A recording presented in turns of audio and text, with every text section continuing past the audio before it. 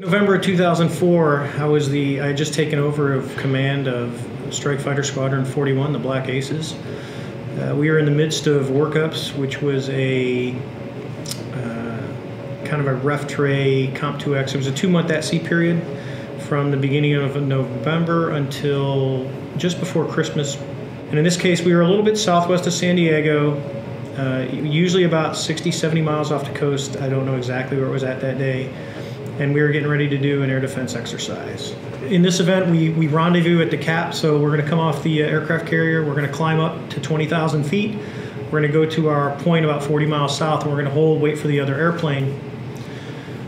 So as the other airplane is joining up on me, the USS Princeton, their controller calls us up and says, Fast Eagle, which was the call sign, Fast Eagle 101, 102, I can't remember exactly what our numbers were.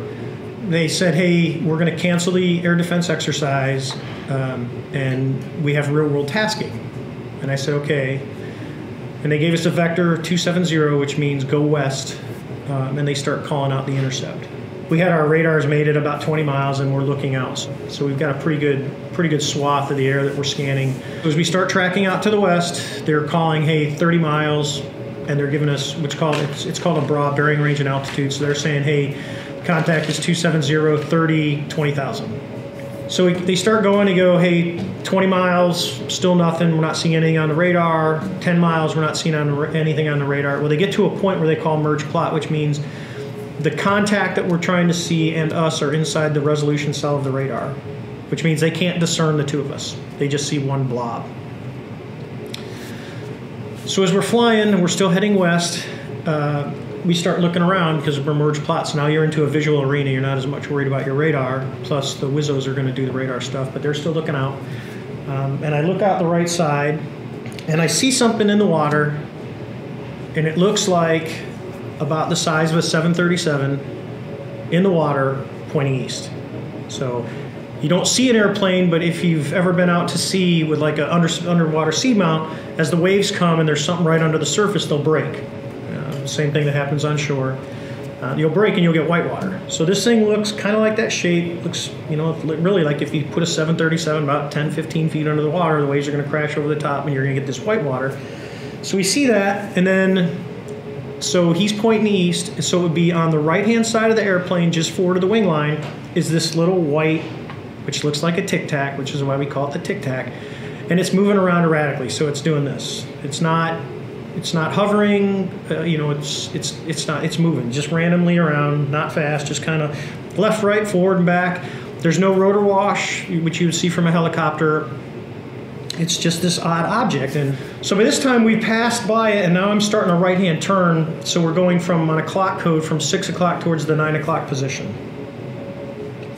And I'm like, well, that's interesting. I said, well, I'm gonna go check it out. So at about the 9 o'clock, between probably 9 and 10, I started an uneasy descent, and I'm watching this thing, and it's just kind of randomly moving around this vehicle, and it's basically forward of the right wing by the cockpit, and then it goes back, and it's kind of moving around, like it was checking it out. I mean, that's kind of odd. So as we pass through about the 12 o'clock position and we're descending, it kind of recognizes that we're there and it starts to mirror us. So now think of it at the 6 o'clock position, we're at the 12 o'clock position, we're coming down and it starts coming up. So it's going towards 9 o'clock, we're going towards 3 o'clock. And we do this all the way around until I get all the way back towards about the 9 o'clock position. So I'm still coming down nice and easy, and I'm watching this thing because it's just kind of watching us and following, and I'm like, that's kind of weird. So as now we're probably about, let me think, 2,500. It's probably about maybe 3,000 feet below us and about a mile across the circle. It's about the size of an F-18, so, you know, 40-some feet long. It has no wings. I don't see any exhaust plume, you know, like an older airplane would have smoke. There's none of that. So as I come across, I'm a little above him. He's at the 3 o'clock position, and I go, well, the only way I'm going to get this is to do an aggressive out-of-plane maneuver. So I dump the nose, and I go from the 9 o'clock through the vertical down to go across to the 3 o'clock. So he's over here, and I go like this. So as I get down to about, I'm probably about 60 degrees nose low pulling through the bottom, it starts to accelerate, and it has an incredible rate of acceleration, and it takes off, and it goes south. and it takes off like nothing I've ever seen. It literally is 1 minute it's there, and the next minute it's like poof, and it's gone. So I came up on the radio and I said, hey, let's just spin around and go back to what was in the water. Let's go see what was in the water. So we're right there. It's kind of below us, you know, so I'm kind of heading to the east. So we do a 180 and go back to the location we're at, and there's nothing in the water.